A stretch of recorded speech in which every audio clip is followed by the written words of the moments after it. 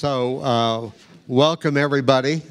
My name is Mickey Edwards. I'm a vice president of the Aspen Institute, and I run our Rodell Leadership Program for elected officials. And I'll be moderating the program with a terrific panel. So let me first, just housekeeping. I just really love the sound of cell phones, going off, but maybe you could put that off, for a little bit till we're through. We are going to we're going to leave time at the end of this discussion for questions from the audience. There will be people, so if you want to get in at that, hold up your hand, and we have some people here, a couple of people with microphones who will come to you. It'll be faster that way. And please, you're always told ask a question instead of giving a speech. You all are very bright. You can figure out how to ask your question so that it has made a statement at the same time, which is fine. But try to keep it short and so forth. So our topic today is the future of the Republican Party and conservatism in the Trump era. And we're going to get to that. Let me say first, before we do anything else, because I think just the nature of the crowd shows what kind of a turnout, what kind of interest you have. So we have to thank Bonnie and Tom McCloskey for letting us do this, for making it possible. So this is one of the great events that we're able to do here, thanks to them. I'll just start. I'm either sitting on your far left, which is what my Republican friends think where I belong, or I am sitting on their far right, which is where my liberal friends think I belong. So I'm gonna start with this. So Allysia Finley, who is sitting here right next to me, is with the Wall Street Journal. She is the editor of their opinion journal, their journal online. She has been writing, in addition to the journal stuff, writing editorials for the journal. And we're just excited. This is her first time ever in Aspen. So, welcome her to, Nice place. I can get used to this. Yeah, you could. We have already told her to drink a lot of water. Jonah Goldberg is the senior editor at the National Review. He's a columnist for the National Review, has a syndicated column in the Los Angeles Times, and contributes to USA Today. You see him on TV and all the time. Just to kind of tee it off, I'll mention one of his books. He's written more than one, but one of his books is called Liberal Fascism. So, I don't know whether you want to go back to that or not. Then at the end is one of the fellows for this Rodell Fellowship Program. We will go out and find the best young political leaders in America to be part of that. And in our very first class, the very first people we chose, one of them was Michael Steele, who was lieutenant governor at that time of Maryland. Then he became the national chairman of the Republican Party. He actually was in the same class with... He was actually in the same class with Tom Perez, who became the national chairman of the Democratic Party. And I should say, if I can, Mike, we also have two other members of the Rodell Fellowship in the audience, Jason Atkinson from Oregon and Jamie Woodson from Tennessee. So wherever you are, welcome. So I have been on so many panels where you get 30 seconds, so you don't answer this question, and 30 seconds to answer that. So I thought I would kind of combine a couple of things into a bigger opening question to give them a little room to run with this. And so the two I wanted to mention. Our topic here is the future of the Republican Party, conservatism in the Trump era. At one point, people who were conservative activists said, we're not really Republicans. The Republican Party is just the vehicle we use because it is our political philosophy, our political principles, that we're trying to, get past however we can. So I'm curious today whether or not the Republican Party and conservatism are in fact the same thing. Have they? Is the Republican Party promoting conservative principles, or what is it doing? Or is this just a Donald Trump party? When Ronald Reagan was president, very popular, there were a lot of Republicans in Congress who stood up to him on a number of issues. It's not happening now. So first part of this, you know, are the Republican Party and conservatism and Trump, is that all one package, or are these separate packages that may split off at some point? And the second part of the question is this. I'm on the board of Intelligence Squared. I don't know if Bob Rosencrans is in here, but great program. And we had a debate here one time, and David Brooks and I were on one side of it, and you'll see how badly we did. The debate question was, resolved that the Republican Party must move to the center or die. And of course, we both argued, yes, it must move to the center or die. Well, it did not move to the center, and now it controls both houses of Congress, the White House, most governor's seats, most state legislative seats, you know, so it clearly did not die. So what does the Republican Party need to do? Is it on a path that it's going to stay on? Is this going to be what our future is? Or does the Republican Party, faced with perhaps independence breaking off, does the Republican Party need to change? Or is it going to be doomed if it follows this path? So, Allysia. Well, I think these are questions that the Republican Party, however you wish to define it, has been grappling with for decades, really over maybe a century, going back to TDR, where you had a split between, you know, the populist or populist progressives and the more conservative wing. There have always been divisions in the party. You know, Barry Goldwater, you saw that again in the 1960s. And here we're dealing with the same thing. You have a more populist wing, especially on trade and immigration, and then maybe what you would describe as more conservative, quote-unquote, establishment, though I really don't like that term because it's so nebulous, that are promoting more free markets, economic growth. I think there's a tension, but it's not necessarily irreconcilable. You can see what the Republicans have actually been able to accomplish between the conservatives and the Republicans in the House. You've gotten tax reform, deregulation, the judicial picks, nominees, and a lot of this Republicans are very well aligned with the quote-unquote conservatives. Where you really do see these two issues, as I mentioned earlier, is on trade and immigration. And this is, you go back into the 1990s, Pat Buchanan, these are not new, novel factions that are developing. This is going to probably be with the Republican Party for the next decades, unless you see a bridge or a break off, perhaps. But I really don't see this raising any new problems. Where to begin? First of all, it's lovely to be here. Thank you for having me. Always forget to say that, and this time I actually mean it. Sometimes I've had to say it places where I didn't. So, picking up on Alicia's response, I think it is absolutely true. If you go back through the history of conservatism or the history of the Republican Party, American politics, this split between sort of the populists and, for want of a better word, the establishment types. Cuts across the conservative movement going back 100 years in different ways and manifests itself at different times in different ways. And I agree with that.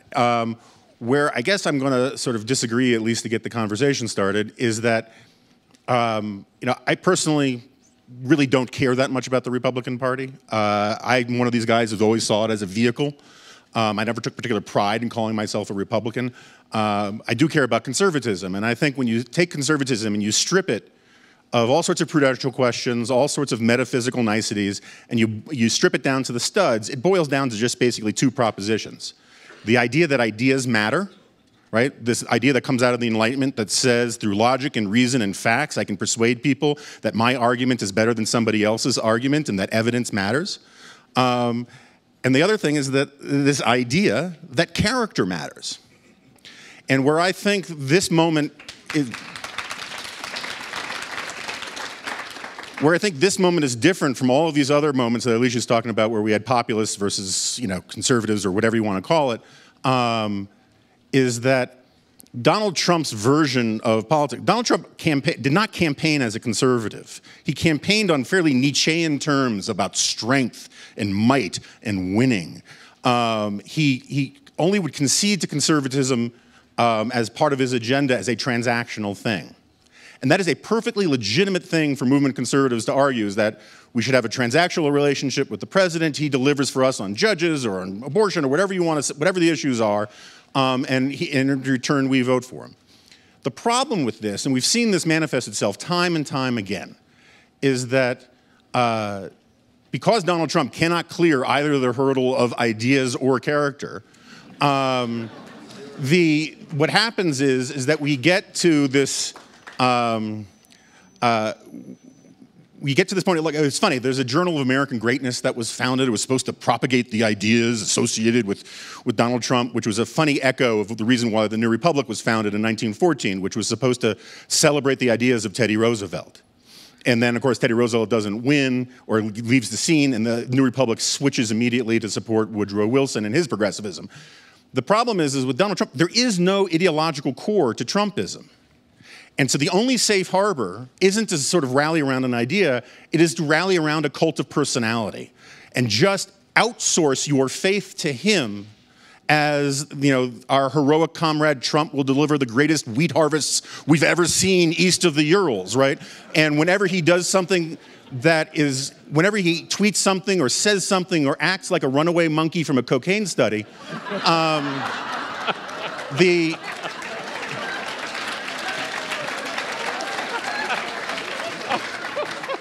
immediate response is to go to ground and say, well, he's playing 4 or X or 10 or 20-dimensional chess, and we lesser mortals can't understand it.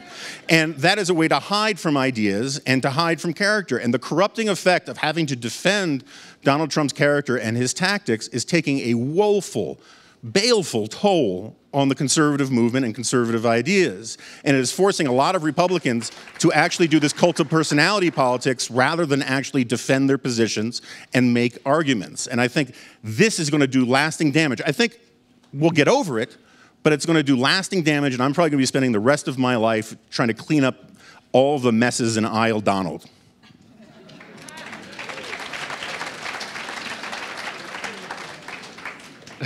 I don't know where to go after that one.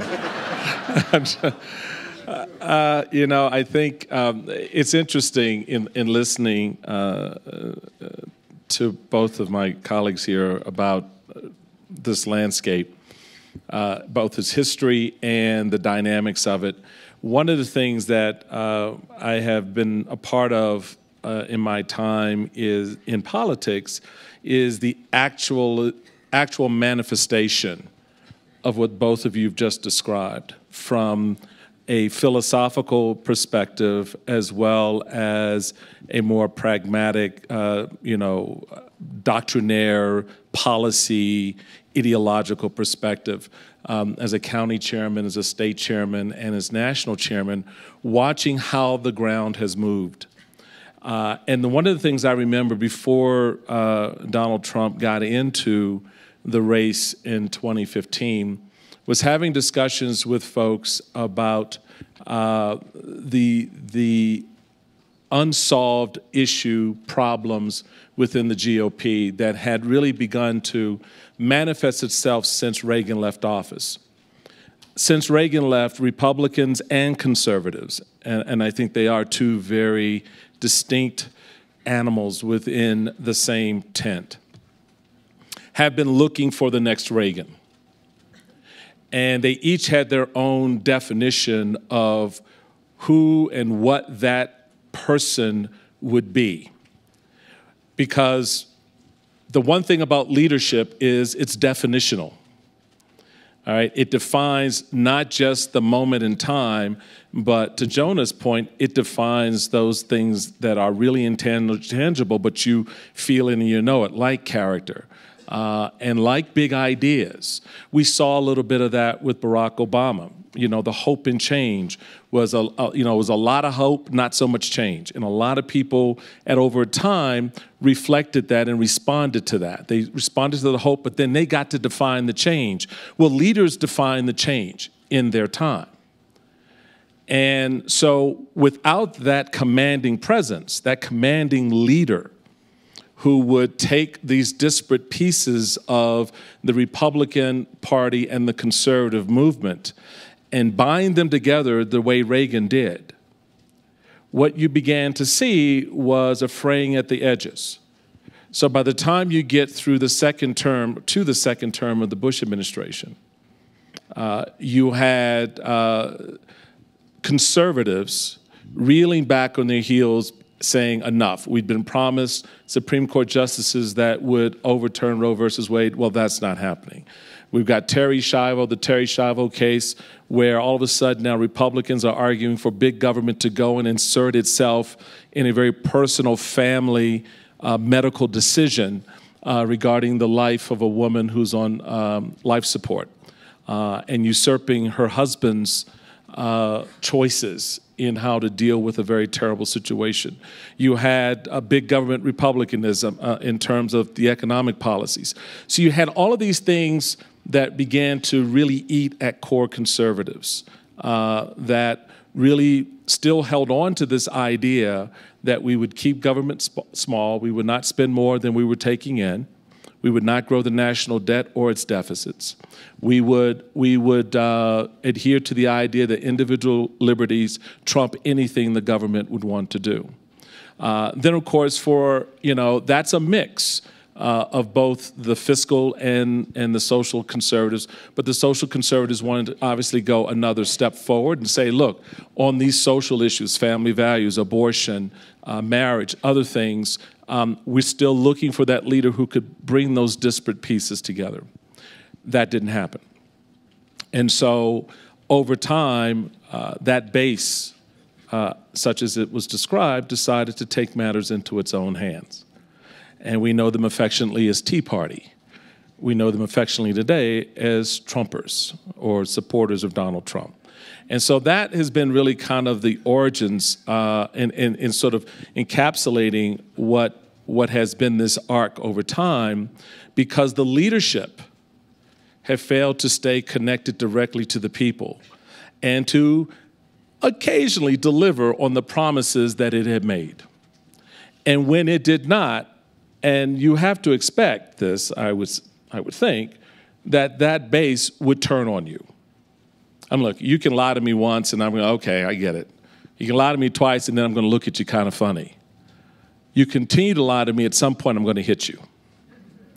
And that's what we saw in 2016. Base conservatives deciding enough was enough. And Republicans not knowing exactly what to do with this phenomenon that was rising up. They had no way to latch on and pull that sort of straining piece back into the tent, back into the fold, as they had done successfully in the past. Where does this go? Where does this lead? What does it portend for the GOP? Not good. Because here's the problem the party faces. After 4, maybe 8 years of this wild, wild west experience that we're having in politics, the country will change dramatically. To be honest, it'll look a lot more like me than it does you. And they will be holding key positions of power, not just in economics, not just in policy, but in votes. By 2043, the country will be majority-minority. And the party right now has laid down tracks that will make it very difficult for that new majority to call itself or identify in any way with conservatism or republicanism. And that's what's at stake for me, is that I want to be in play. Even if I'm walking around, gumming, whatever, I want to be in play 20, 30 years from now, because it's important to the vibrancy of our politics, but it's important to the nation. And so that's where I've got my finger on how what's happening now, to Jonah's point, translates down the road for a party that, when this is over, and it will end, as all things do, it will end, what is the residual, what's left?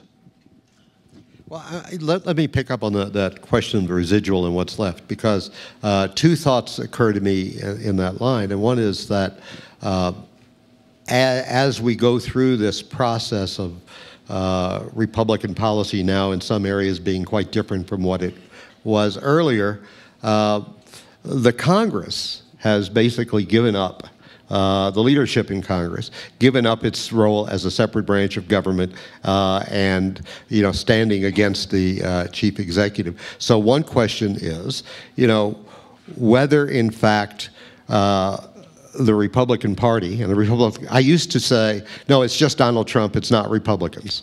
Experience and reading the papers and all that convinces me, no, it's deeper than just Donald Trump. So has the Republican Party given up on constitutionalism, separation of powers?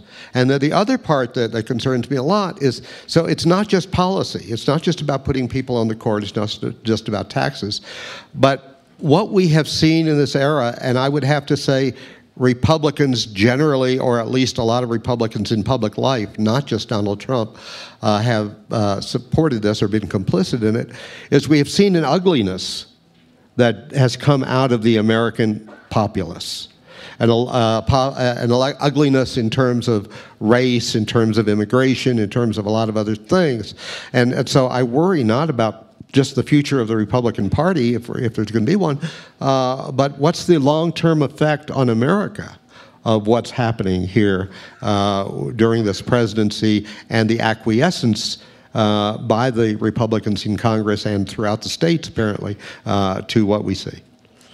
Well, I just want to start off by saying I think it's very easy for us, for writers, for people in the stands to criticize what Republicans in Congress are doing or their lack of rebuke, and for not repudiating Trump and for not taking a harder stance.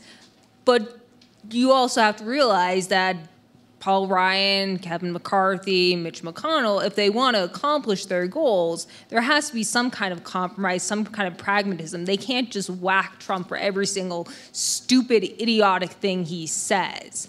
He'll just blow up, and that will basically sabotage any effort to accomplish their goals, economics on taxes, deregulation. They've actually been able to accomplish a lot. Now, as for the ceding too much deference to the executive, really, I think Democrats were a lot more to blame for that. You saw during the Obama years, they would write laws, ceding to the executive branch to write regulations.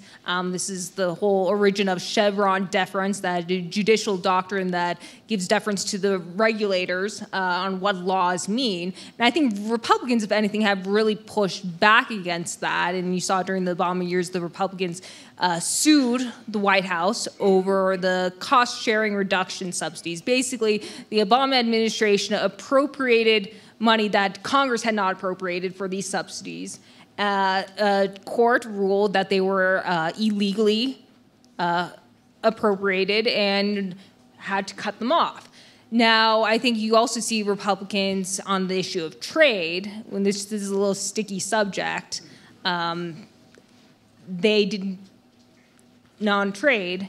The issue here is that Congress has deferred or delegated to the executive branch over decades authority to enter into trade agreements, and this was a constitutional prerogative of Congress.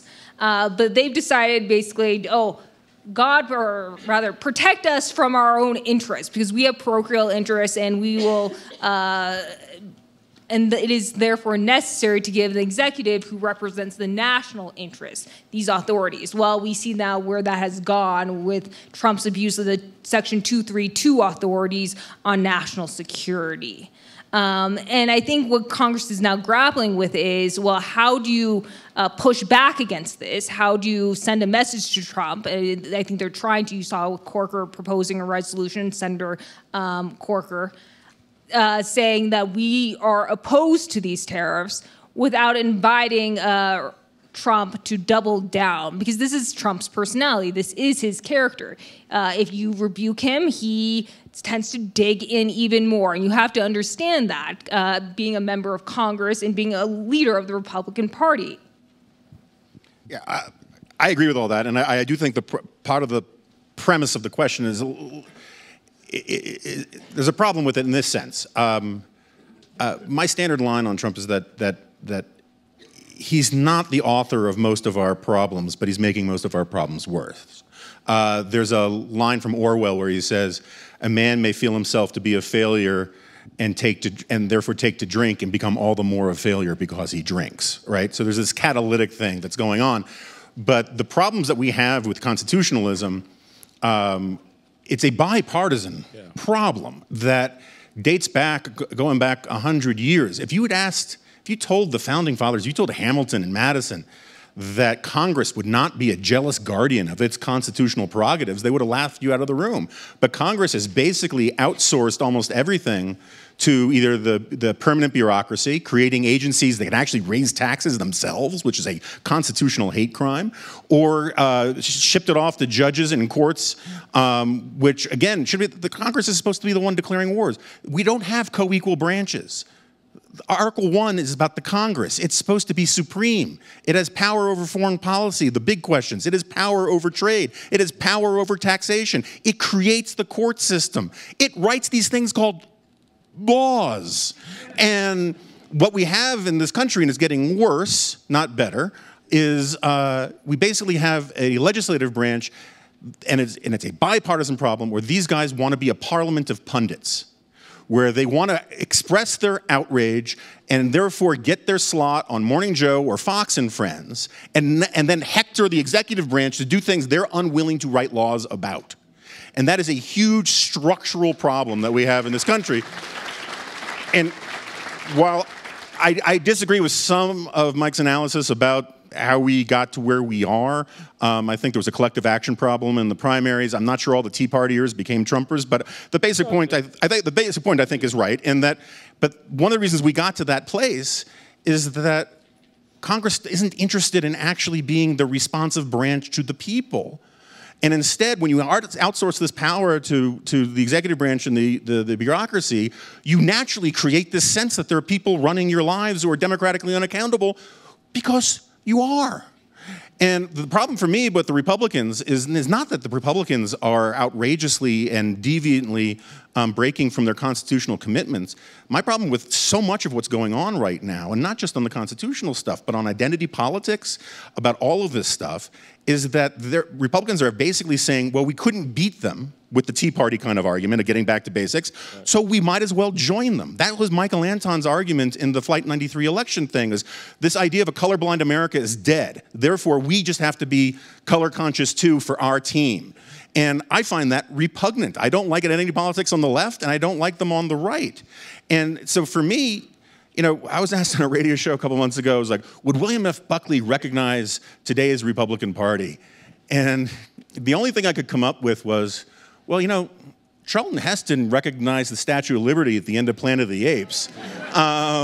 Recognition is not necessarily a high bar. And so we've got deep structural problems that are being caused by the fact that basically we have a collective action problem in Washington that I think Trump is making worse, not better, that the Republicans are making worse, not better, and the Democrats are making worse, not better. And what makes that all the more bad is the fact that what you've just described is being projected onto the Supreme Court. And so you now have that third branch getting pulled into this space where, you know, we can, you know, go back to the Bork nomination and talk about how the politics sort of evolved or devolved in that particular case. But again, it's sort of that reaction to a Congress that fails to do what Congress is supposed to do. Well, it's also a reaction to a Supreme Court that we invest with legislative and executive powers. Right. And so, of course, we're going to treat it like a presidential campaign. It's more important than a lot of campaigns. It is, but the idea is at least pretend that you're going to put people there, put them through the process without dragging it into the political mud space that we often see, which makes it, you know, it's now a matter of how you come down on one issue or two issues. Well, Supreme Court justice deals with a heck of a lot more than one of two issues. But the fact that a nomination is peeled back based on where they stand on guns or Roe is, to me, just part of the problem. So the narrative in the country has changed, and the narrative has changed largely because of what you said. The Congress, which represents all of us. Did you know that? I just want to check. You knew that, right? You still are we the people, correct? So while everybody sits back and complains and groans and moans about the United States Congress, 90% of them will get reelected this November. So stop your moaning and your groaning and fire them, because that's how you take control. Now, I said that on this stage a year ago, and I will continue to say it until it sinks in your head that you control this process. They represent your interest, and when they stop representing that interest, what do? You fire them. And that's the way this should work. That's the ultimate check. That is the ultimate check. So you can sit back and talk about how Congress is ceding control to the to the executive branch, or the executive branch is taking that control. Look, you give it to me, baby, I'm going to take it. All right? That's how this works. You let me take it every single day? If I came up and smacked you upside the head every day, you don't think I'm going to do it tomorrow? Of course I am. I'll do it until you check the motion, till you check the move. And the check is at the ballot box. And that's something above everything else the Congress understands. That's something even the executive branch understands, although I will tell you in this particular case, Donald Trump could give a rat's patootie whether or not a Democrat or Republican is the majority in the House of Representatives. Because going back to your earlier point, he's agnostic on all of this stuff. This party stuff, I know firsthand. I've had the conversation face to face with the man. It's not his cup of tea. He doesn't care. It is a means to an end in many respects for him. Until someone explains to them the Democrats will have subpoena power. Right. And, but by the time they do that, it's a little too late. And we are in that space where it's a little too late. All right? So that's going to be the reality come October, when you see Republicans running around trying to sound like Republicans again, trying to sound like conservatives again to save their ass. And the bottom line is, at that point, it's too late, because we, the people, have already made up our mind what we are going to do. And that's how the process is supposed to work. But they're betting and they're counting on the fact that in the end, this will fall to form, that a significant majority of them will get reelected, and that'll be enough to hold the House. I've heard that conversation. I'm sure you have too. So this is a game for them. And the game has to stop, because it's hurting this thing we call the Republic and the democracy that we try to play out with the various institutions and, other opportunities we have to sort of govern ourselves. So take control of it. That's at this point where I am on this. Well, I think that's what gave us Trump, right? Was people taking control of the process. They were tired and sick of there's economic, cultural angst left over from the Obama years, slow growth, and people were sick of the PC atmosphere, and that is exactly what gave us Trump. Yep. So, yeah, I have different theories than both of you guys about what gave us Trump, and it had to do with not sacrificing enough bulls to ball, but that's a different story. Right. No, right. I'll just put it very quickly. One of the reasons why we got Trump was we had a 16-man primary, one of the most qualified primaries, presidential primaries the Republicans have ever had, George Pataki notwithstanding, and Trump had a core this core unshakable Fifth Avenue shooter plurality that was enough in a 16-man race. But the real issue that I think drove attention to him was simply that he broke the blood-brain barrier between politics and entertainment in a way that we have never seen. Right. And this creates certain challenges for Democrats that you guys still don't appreciate, in the sense that, I didn't mean to gesture towards you, in the sense that the Republican bench of celebrities peters out around Scott Baio. Democrats have lots of people who could parachute in at a late moment: George Clooney, Tom Hanks, Oprah. You can go down a long list.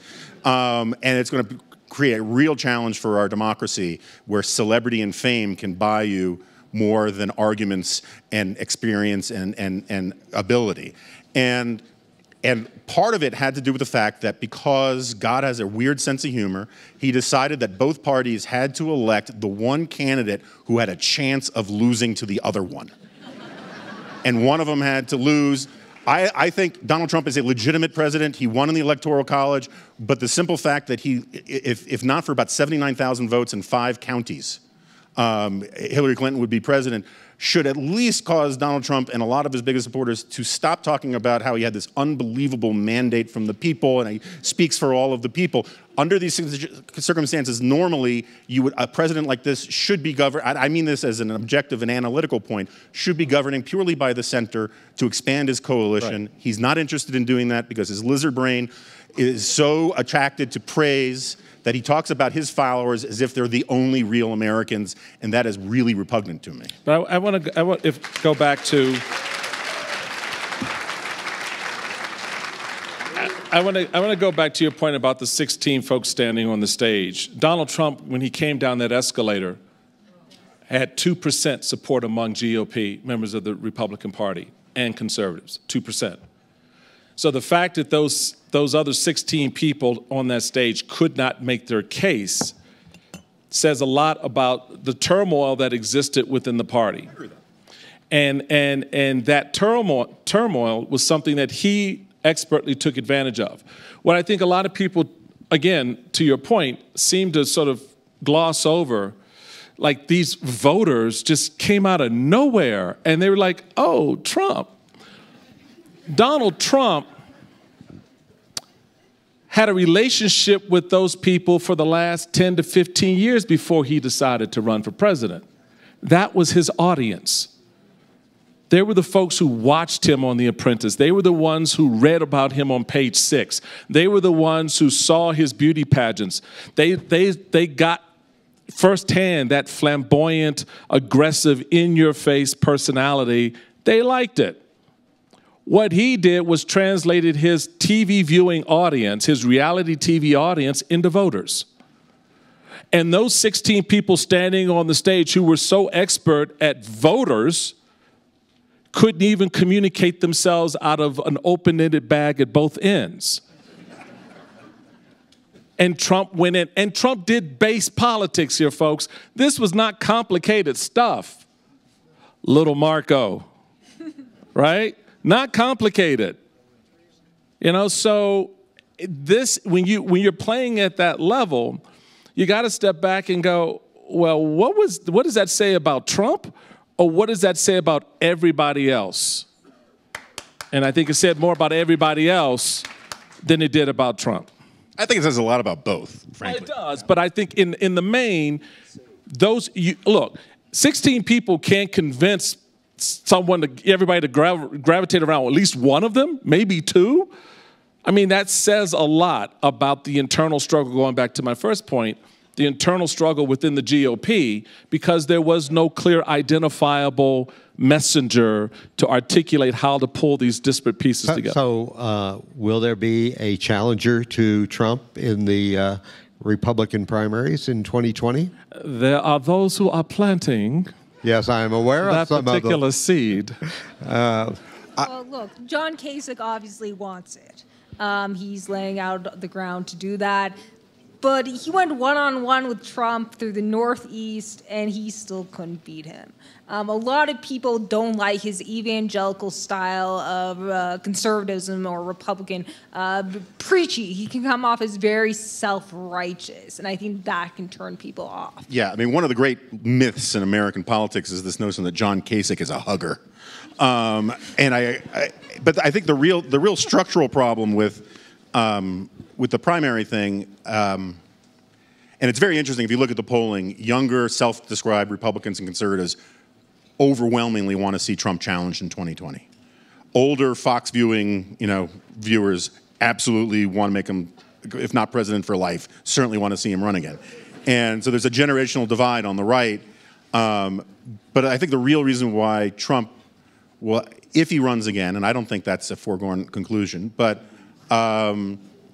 if he runs again, normally the way a primary challenger hurts you is by running to your right among the base. That's what Pat Buchanan did to Papa Bush in '92.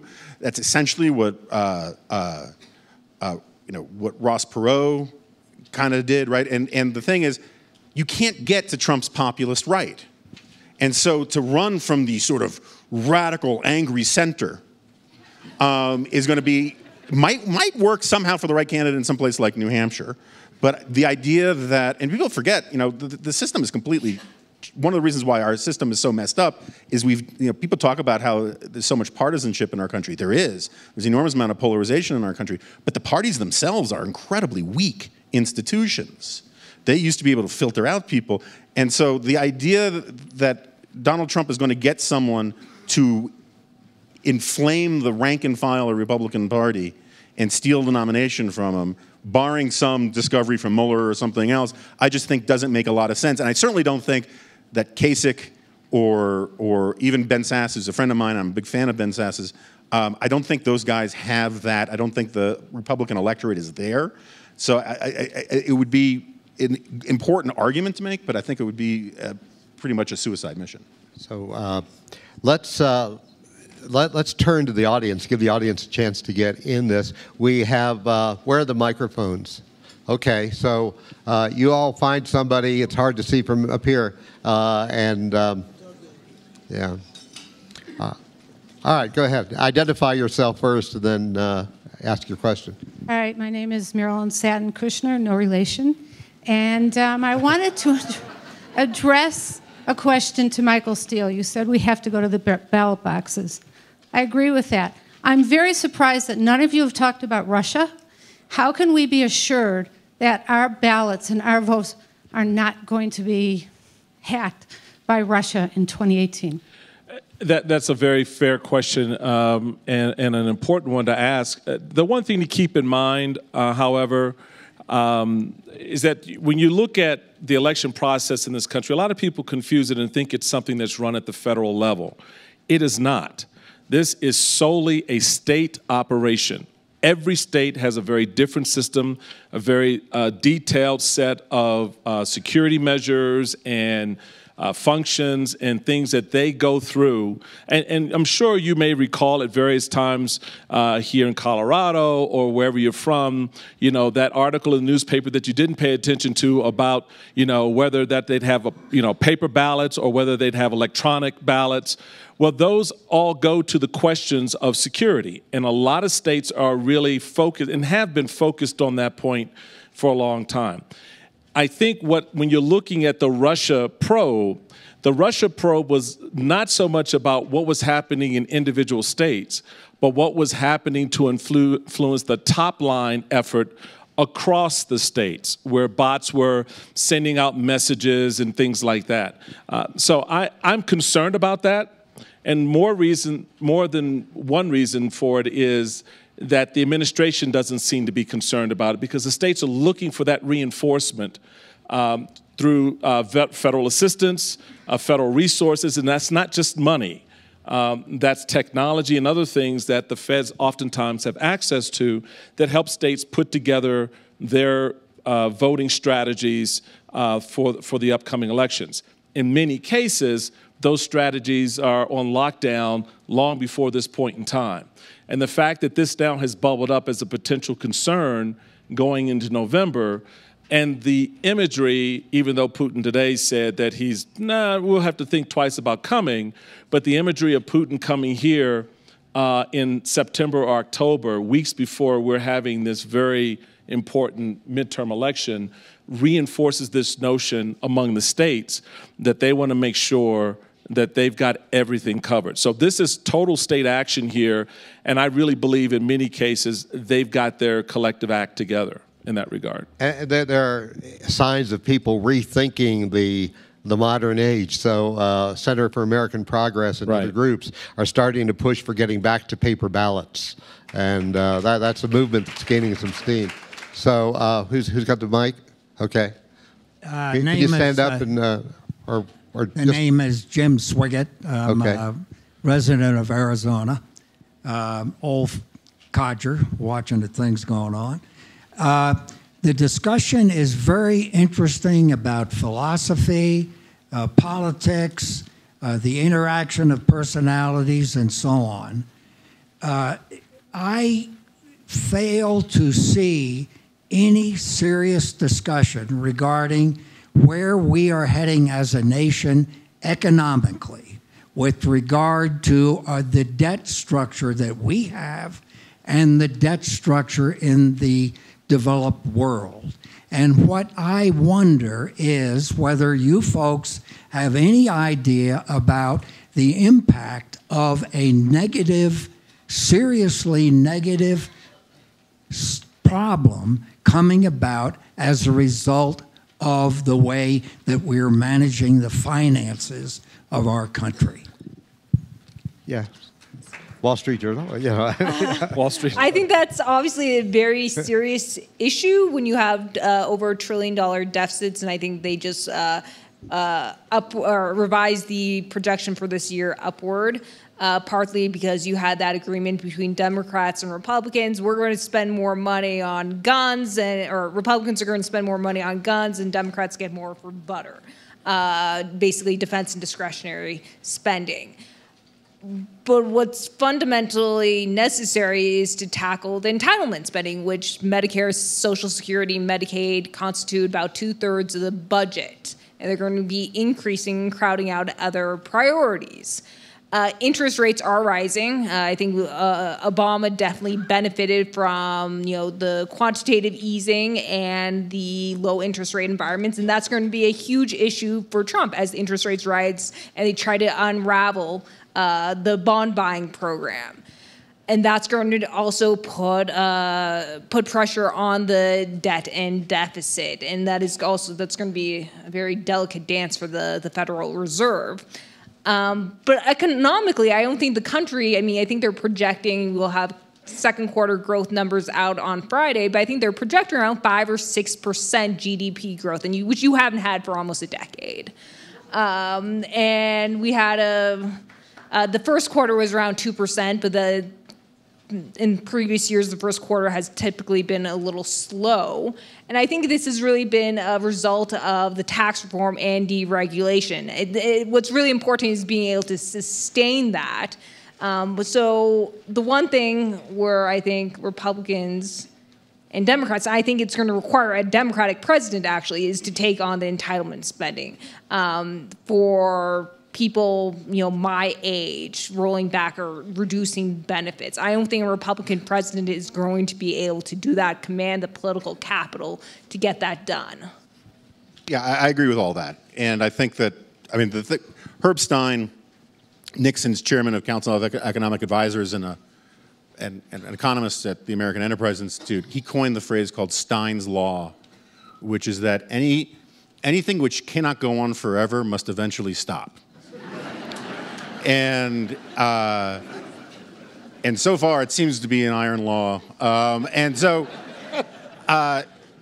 the real terror is what if his interest rates go up to historical norms, then just service on the debt just starts to swallow the budget like Pac-Man. And Paul Ryan is leaving, basically having broken his sword on this issue. He forced Congress to take votes on entitlement reform, couldn't get them through the Senate, couldn't get a president to sign them.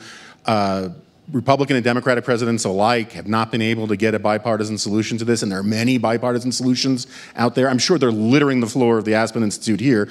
And so my concern is I think the economic growth is great, but Donald Trump doesn't care about debt, the accumulating debt, and has said he doesn't want to touch any entitlements. And so the problem is going to get worse before it gets better. And what he is doing here, so Mickey, in his setup of a couple of these things, talks about how the Republican Party hasn't gone to the center.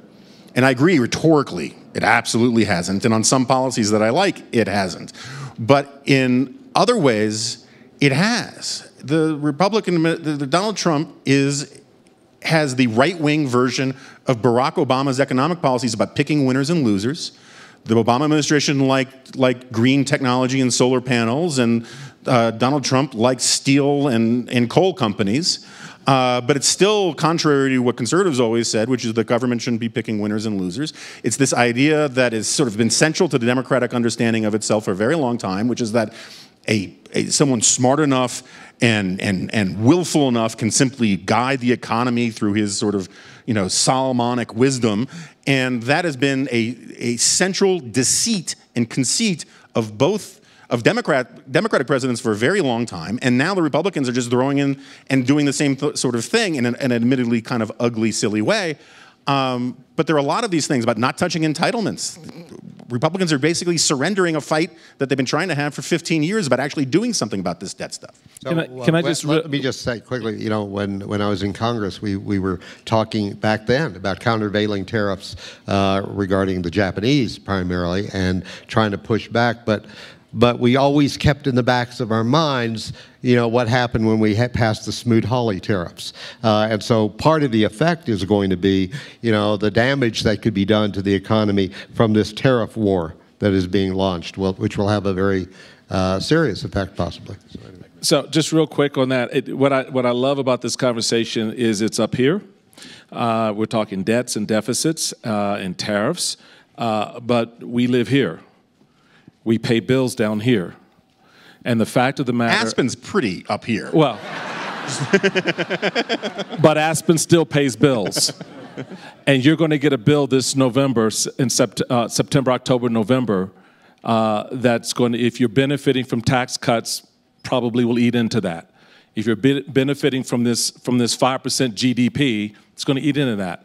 And that's because you're going to get a healthcare premium notice that's going to tell you how much more you're going to be paying come January. My state alone, the range is from 30 to 90% increase in healthcare premiums in the state of Maryland. We have one player, all right, one insurance company that's calling the shots, and they put in a minimum request for 30% increase. So if you're already paying $2,000 a month for healthcare, which a lot of folks I know are, who are not inside the exchange system, for example, they're going to see that wonderful tax cut that they got go to pay an insurance company. So that's the upcoming reality in this economic truth that Republicans are going to have to face starting September, October, November as well. And how that then plays into, along with the tariff question, because we see now today the president saying, oh, I guess we're going to have to find some subsidies for those farmers who have been hurt by the tariffs that I imposed. Really? This is economic policy? It's stupid. It's harmful.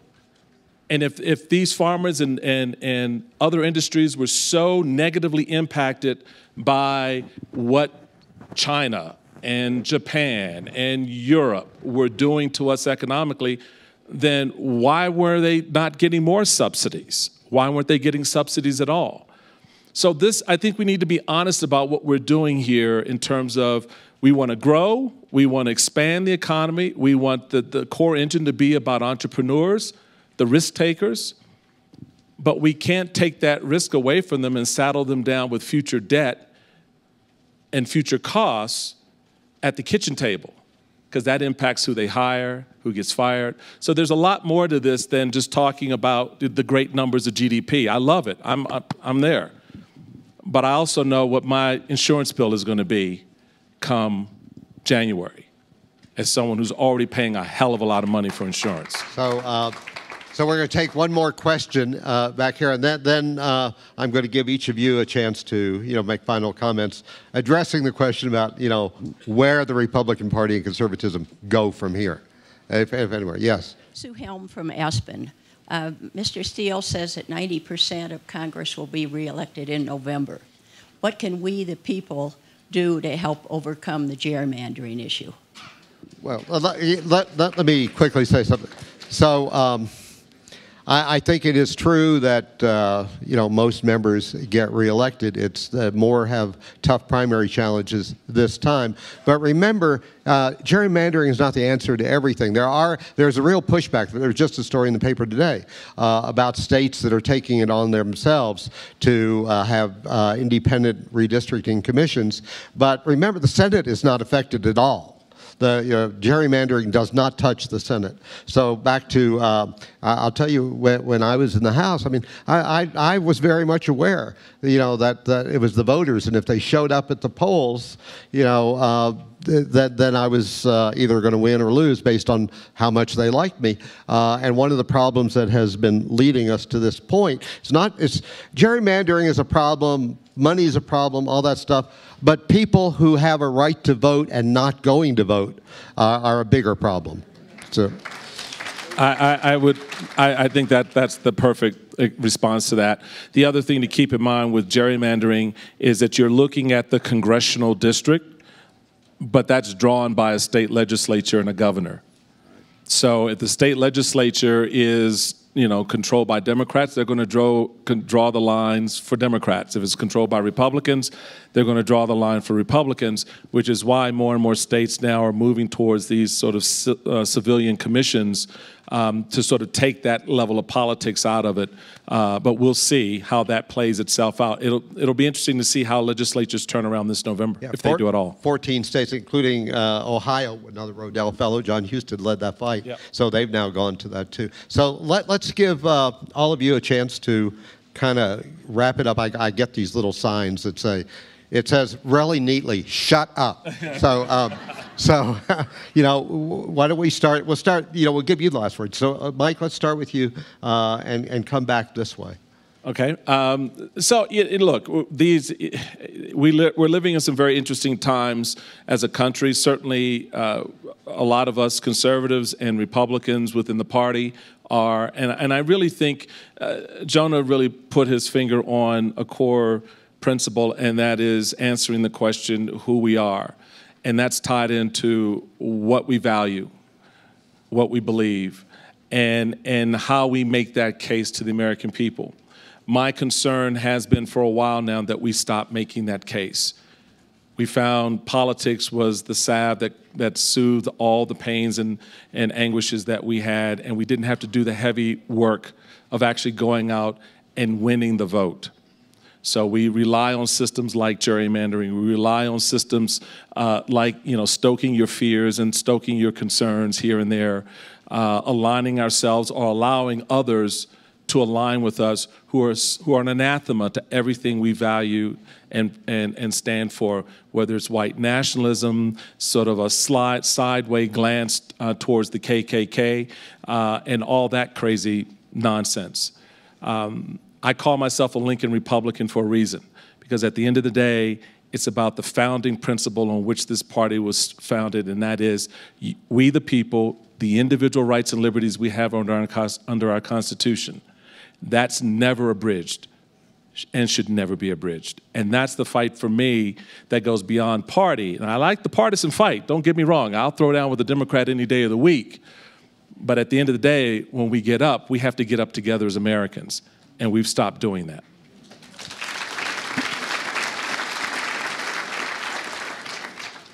So I would be kicked out of the union if I didn't. Mickey mentioned my first book. My most recent book, which is for sale now, is called Suicide of the West. Real cheery title, because everyone take a bath with a toaster was taken. And so a big part of my argument is one of the things I am trying to do is actually model behavior that I think is sorely lacking among a lot of conservatives these days, and I'll be the first to confess has been lacking in some of my behavior going back 20 years.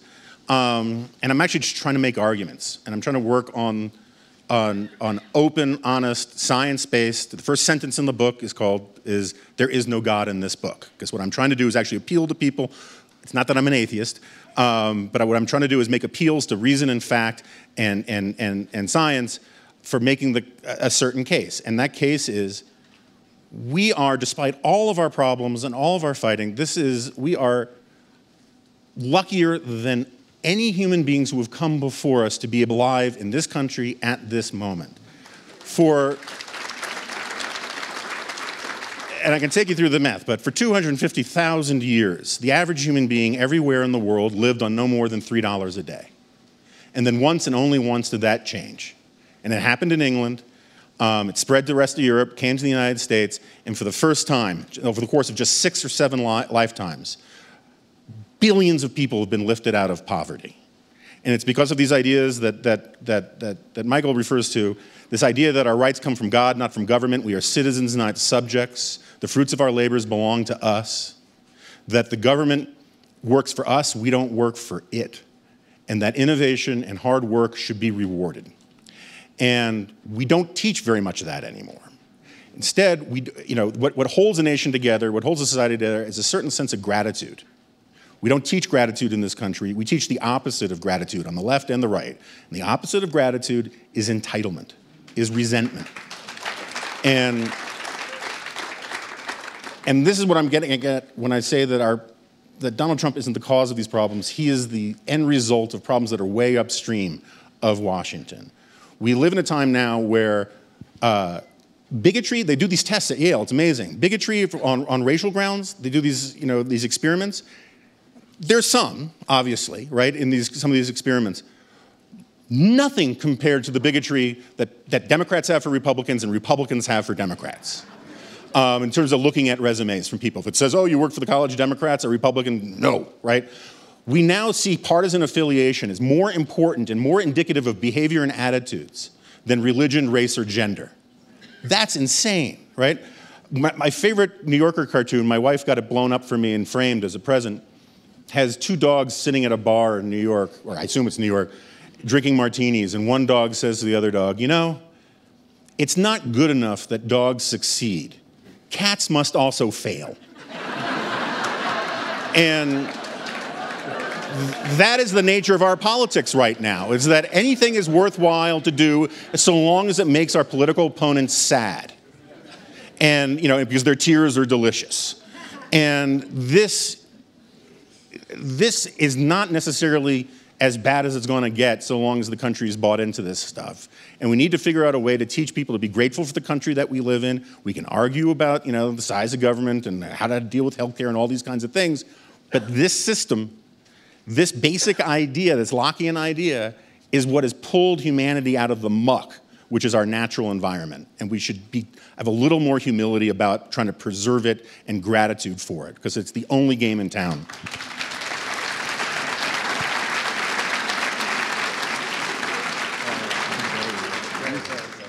So I would just add, I think the biggest threat to both the Republican Party and the Democratic Party is polarization. The polarization on the right is driving it on the left and vice versa. And you saw that with Joe Crowley's defeat in the New York district. The rhetoric is becoming increasingly strident. And I think this is having a negative effect, obviously, on our own debate and discourse, but as well as our ability to compromise and just get along in society. I think people who support Trump feel themselves alienated from some of their friends, and I think it's a little bit on the other end, where you have the quote-unquote never Trumpers, or the conservative critics on Trump, feel a little bit like they're outcasts if they were to travel to some of these pro-Trump rallies, that they would not be accepted. I think we need to do a better job of listening to people who have divergent or different viewpoints, and not necessarily judging them or repudiating them or casting personal aspersions. They're not bad people because they disagree with us. They just hold different views. So, for all their rivalries, which they had, George Washington, James Madison, James Monroe, and Alexander Hamilton all agreed on one thing: do not create political parties. We did. We're living with it. So that's where we are. So thank you all, Bonnie and Tom, for giving us this opportunity. Thank you all for coming. Thank you to the whole panel.